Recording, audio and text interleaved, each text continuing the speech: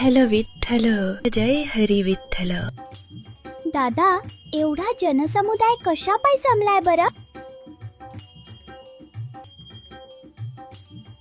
थांबा सावकार, या मुक्या जीवावर असा प्रहार करणे आपणास उचित नाही. अरे ओ ज्ञाना, आलास का उपदेश द्यायला? तुला या मुक्या पशुची एवढी कळवळ का? सावकार, वेदातही सांगितले आहे, सर्वम खल्विदम ब्रह्म.